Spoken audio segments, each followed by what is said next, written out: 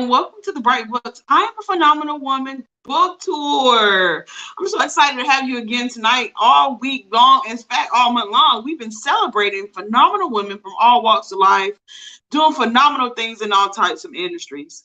Now, the reason we wanted to, host a Bright Books I'm a Phenomenal Woman tour is because there's so many women doing phenomenal things who we felt like needed the platform to be able to showcase their skills as authors, artists, talk show hosts, all types of things. We just wanted people to see that there are phenomenal women out there who are contributing to our history this month. And so tonight we actually have a very special guest. Her name is Dr. Shaunte McFarland, and she's doing phenomenal things, taking part in our history, of course, touching people all across the globe and changing lives. Now, of course, I want to tell you about her, but I'm going to allow her to do the pleasure of doing so because she's had so many great things going on. I don't want to miss anything or mess it up. So without further ado, I want to introduce you to Dr. McFarland.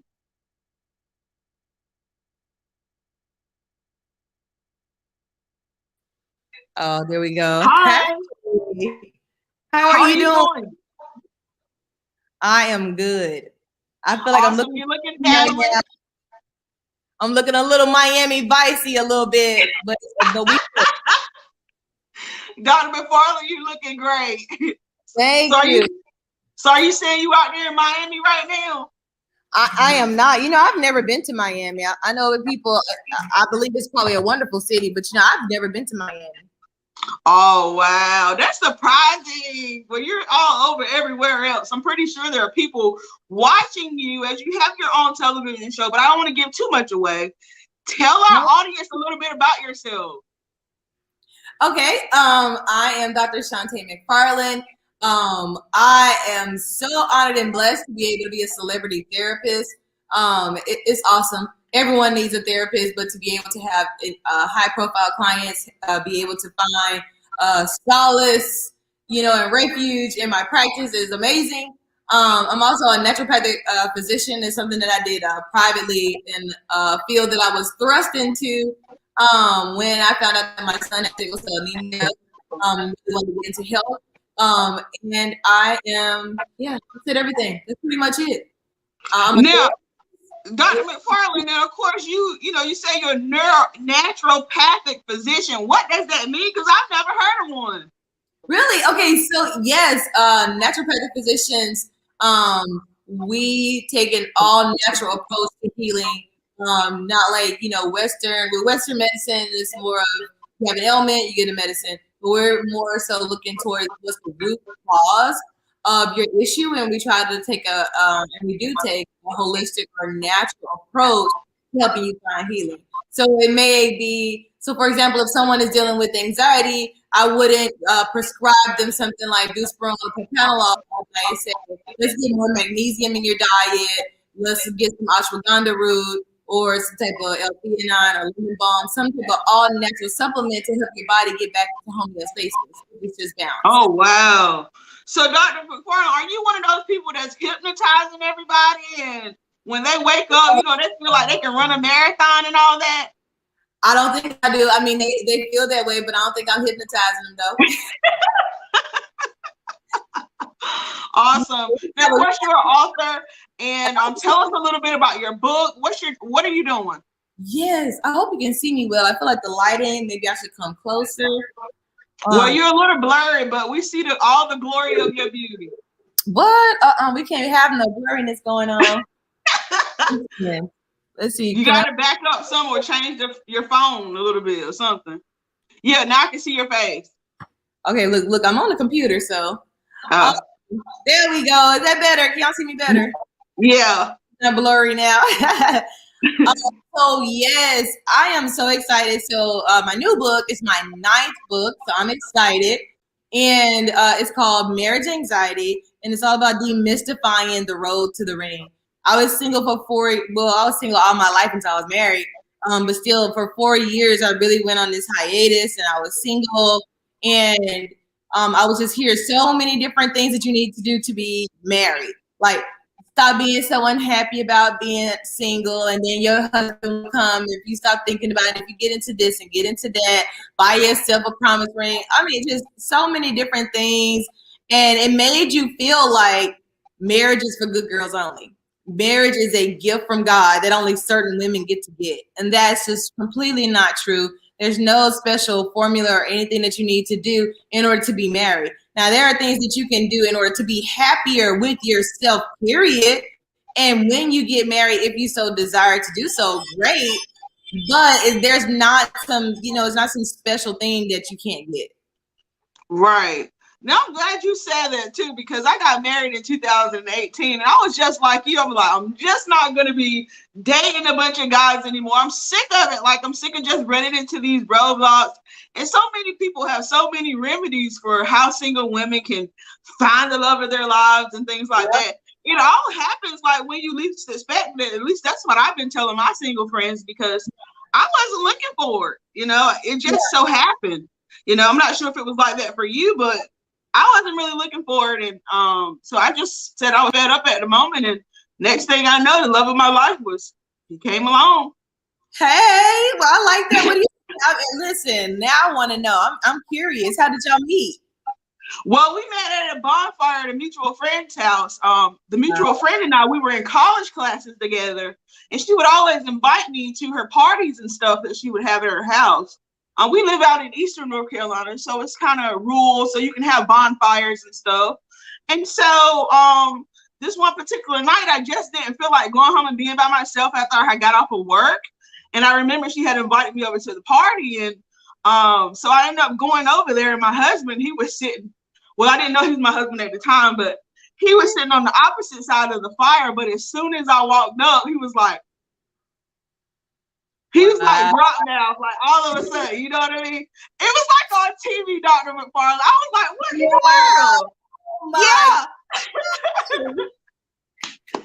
So anyway, long story short, by the end of the night, of course, he asked me for my number, and I told him no. I said, you can get a number a day. I didn't give him my number. I just said you can get a number a day. But he already knew the area code, but he didn't know my number. Wow. 7 days. So over 7 days, he got all the digits. Oh my God, he couldn't even wait. So what had happened was, by the time I got home, he tells me that he asked our mutual friend what my number was. And he texted me, said, hope you got home safe. But guess what? I didn't respond to like 7 days later, and I was like, who is this? I didn't know who he was. My phone. So it was almost my birthday time too. I think I was about to turn, I want to say I was about to turn 32 or 33 or something like that. But I was about to go to Atlanta for a modeling shoot. No, I'm excited. So you were in your 30s. Yeah, I was in my 30s. We've been married now for almost 3 years. We met in 2016. Oh my goodness! So almost a newlywed, kind of in the newlywed. They said 2 years is newlywed, so you're 3. So you're just over the hump. Yeah, I mean, every day seems like we're in the newlywed phase. I mean, he's great. He treats me well, and that's what I was looking for. I was patient for. I ran into a few knuckleheads along the way, but I definitely waited for the right one. That's what they just call those counterfeits. Counterfeits. Okay, I like that. You had a couple counterfeits before you get the real thing. Yes, totally. So I'm thankful that I have him in my life, and so it's definitely been a great journey so far. Now, speaking of marriage anxiety, of course, where can people actually go and find your book? So they can find my book on my website at newdaywithdrtay.com. I have not released it on Amazon yet. Right now, it's just completely just on my website, but it will eventually also be on Amazon. Awesome. It's on my website, and the reason why I'm doing it that way is because sometimes with Amazon, it takes out the personal touch, and I'm not really able to connect with readers like I want to. With this being such a sensitive topic, and with me also being a mental health therapist, I really want to make more of a personal connection with anyone who's dealing with marriage anxiety. And so I want them to be able to get it from my website. And so that way they're also able, if they want to book a session with me, to do so. Awesome. Now, of course, did you go the self-publishing route, or did you look out and seek for a publisher? I did. I self-published. I have self-published all 9 of my books. Awesome. Yeah. Yep. I just did it all myself. I'm a nerd. Okay. I'm one of those black and nerdy type women. And so I'm an overachiever. I've just always been like that.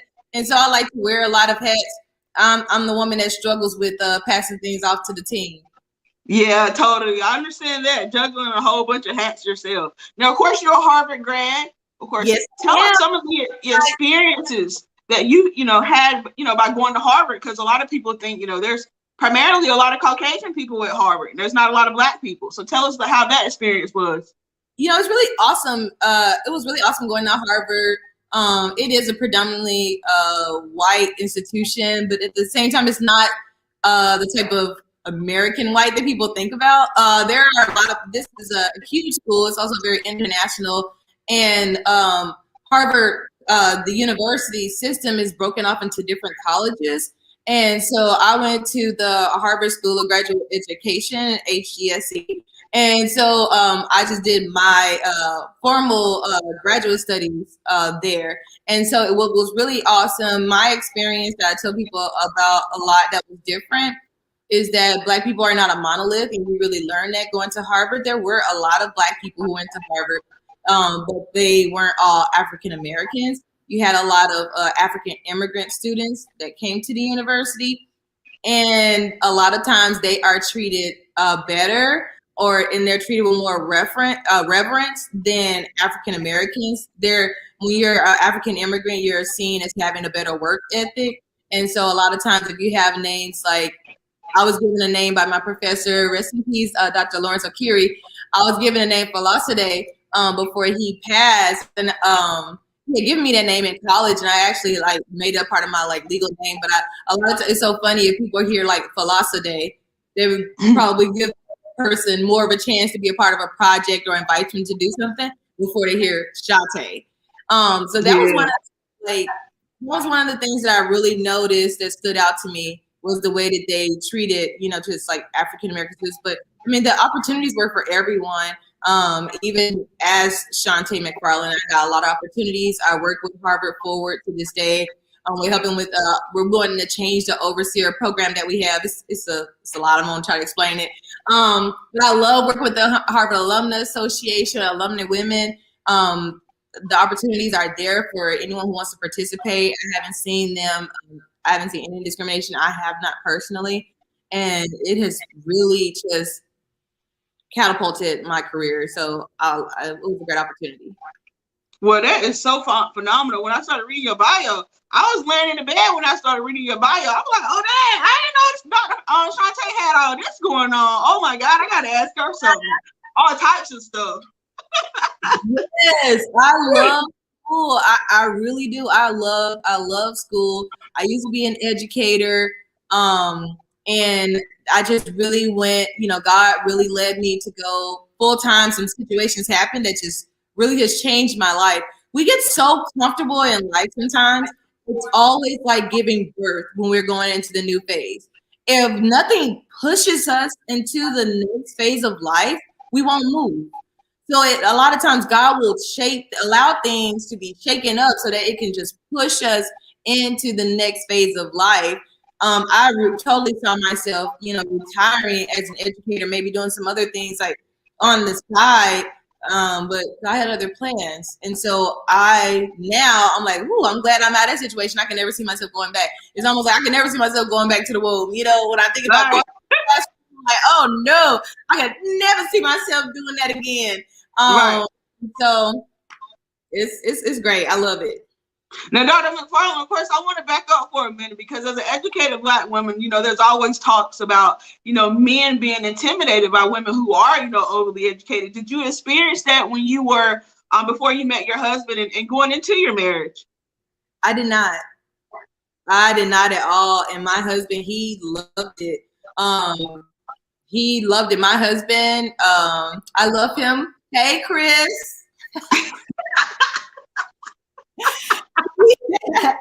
He still got it. I still want it. Right. No, my husband, he's from Los Angeles.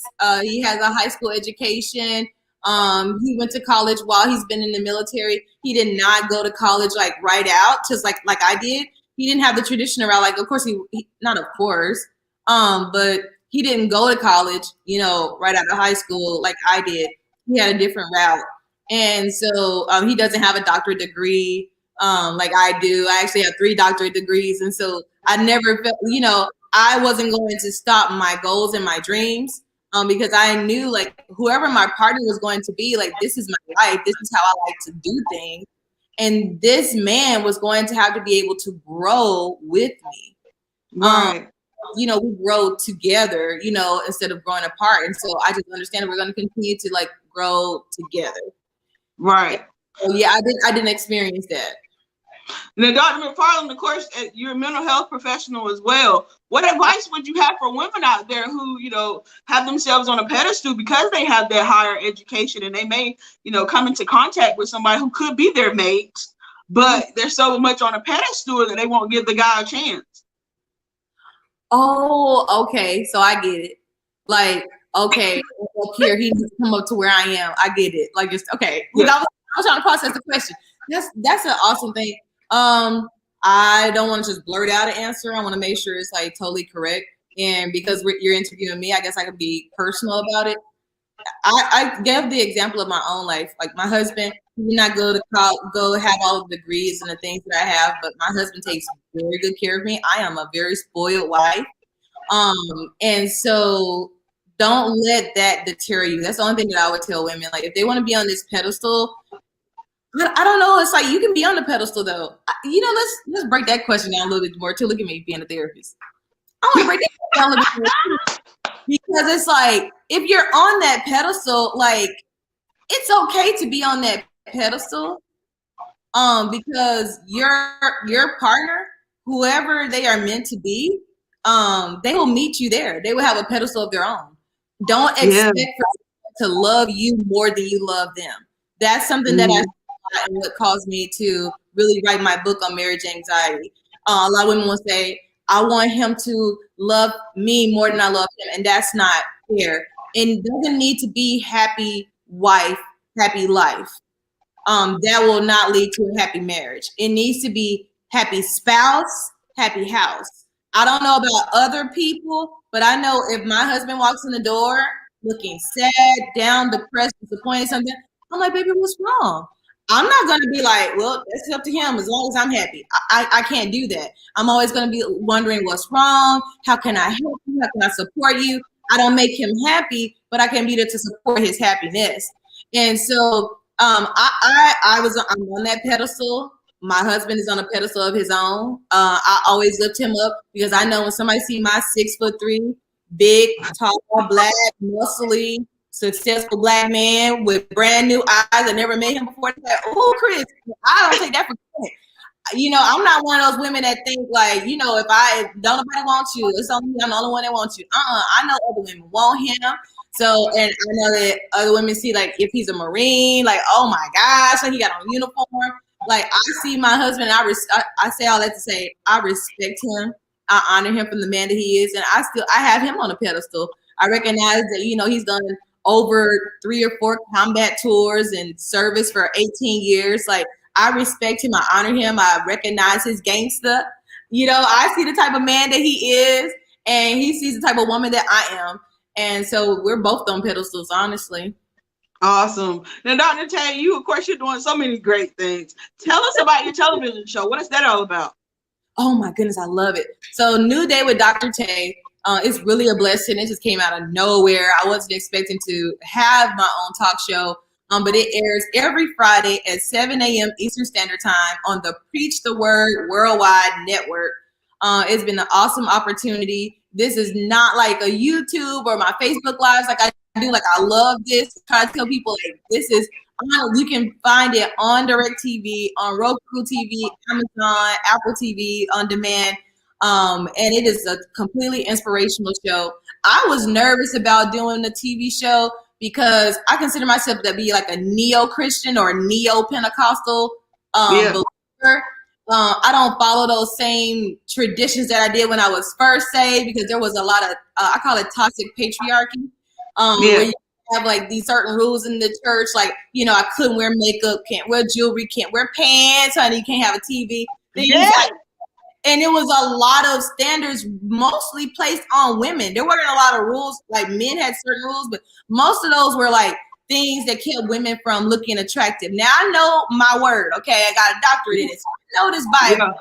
I know it talks about modesty and let not be gold plated hair. I know all that kind of stuff, but let it be the meekness of your spirit. But it didn't say that we got to walk around unattractive so that we don't turn other men on. And I tell people all the time, I know they see me with my cleavage, like, listen, if my cleavage is turning you on to make you want to do some things, you need to check yourself, not me. Yeah. If you can't go, a man can't go outside his house and he's committed to someone else, but he can't stand to see another woman's cleavage or her kneecap, because in the church they're like, you can't show your knees. Well, I don't know what you're talking about. Is knees gonna be pregnant? Well, what's gonna happen if I show my knees? Like, you can't show your armpit. You can't have sleeveless tops. I'm like, men need to learn to control. They can control it. They need to have practice self-control, and it's not up to us. They want to police our bodies. Right. But anyway, that's another story. That is a whole other story because I'm actually in politics, so I work in the Senate. Of course, I've been into lawmaking for the past 5 years or so, working with lawmakers all across the state where I'm from. And so, they're doing it in Congress every day. And, I actually was smiling about it because I grew up like that. I couldn't wear pants until I got my first job and started buying my own clothes and stuff. Literally, I grew up in the church. So it was like a crazy thing. Until this day, my mother, she's never worn a pair of pants. Do you hear me? I get it. Listen, when I was wearing, I don't know if you watched the Clark sisters when they did their documentary. Did you see it? No, I missed it. Oh my God. You got to go back now. I'm going to go back and watch it. I'm going to go ahead. And one of her daughters came to the house in pants, and she said she didn't even let her in the house. Lord bless her. I love her. Wow. Movie, but yes, I was nervous about doing a Preach the Word network. I know the word. I am a minister. I don't preach like I have preached in the church, but not really. I've never been like a Sunday preacher and gone and preached all over and have been an evangelist or anything like that. And so I was like, oh, but people know me as a minister, and I was like, okay, Lord, they're probably gonna judge me and say, how can Shaunte get a Christian show? And the way that she dresses and she looks so sexy, because sexy is a sin in certain churches. And so, but the Lord was like, no, you do it, because when you don't do it, you're just perpetuating the idea that only certain people can carry my word. Only certain people preach my word. And no, you need to show them because you can't be it if you don't see it. So let other people see that, yes, you live for me. Yes, you know this word, and keep bringing the word, because I told you go out and preach to all the people and let all the people see you preaching the word of God. So I said, okay, Lord, I won't be afraid. Let me go out here and do it. So we talk about everything. I have special guests on my show. I mean, I would love to have you on the show one day, because you have a lot to talk about. It would be awesome. So I love it. It is wonderful. I love having my own talk show, because that's all I do. Well, you have such a great personality, Dr. Tay. Literally, I mean, I can talk to you all night long, literally. So I'm gonna be checking out for that show, because your girl gonna have to be a guest over there. Yes, you have. I gotta have you on the show. I mean, it is a good time. Like, we are gonna have a good time on the show, and we want to just reach more women. We want to reach. Yeah, I say women because that's my target audience. I don't just men, even though 80% of my clients are men. And 90% of them are Black men. I have a lot of Black men that come to me for therapy. Shout out to y'all. Right. So I love it. Dr. Tay, because in the Black community, a lot of times they don't normalize therapy. What advice would you say for that in closing? In closing, that's what I'm saying. I have a lot of Black men that come to me for therapy, and they are all the better for it. So yes, if you are seeking therapy and you need a new therapist, go to newdaywithdrtay.com. One of the great things about it is I am self-pay, so you don't have to worry about going through your insurance companies and waiting. You can totally pick the day that you want. You can come and see me, and this is your judgment-free, safe space. Awesome. Dr. Tay, we appreciate you coming to sit down with us for the I Am Phenomenal Woman Bright Books tour. But before I go, who is your phenomenal woman that has impacted your life? Her name is Gigi Williams. That is my queen. Okay. This woman is phenomenal. She is my spiritual mother. She is also the first lady of my church, Life More Abundantly Allen Church in Honolulu, or it's in Hawaii. Sorry, the island is small. And she is so phenomenal. She has overcame cancer. She was paralyzed once, and she is so fabulous now. She is Wow. in her red bottom. She is so fabulous. Like her fashion, her encouragement, inspiration. I love you so much, First Lady Gigi Williams. And so that is my phenomenal woman. Awesome. Well, make sure you go out and support Dr. Tay, of course, at www.newdaywithdrtay.com. Pick up her new book, Married Anxiety. I'm pretty sure it'll touch your life, as she's touched our lives with this recording tonight. Thank you so much for tuning in to the Bright Books Tour. We'll be right back tomorrow, 6 p.m. Eastern Standard Time with a new guest. Stay blessed. Peace, great people.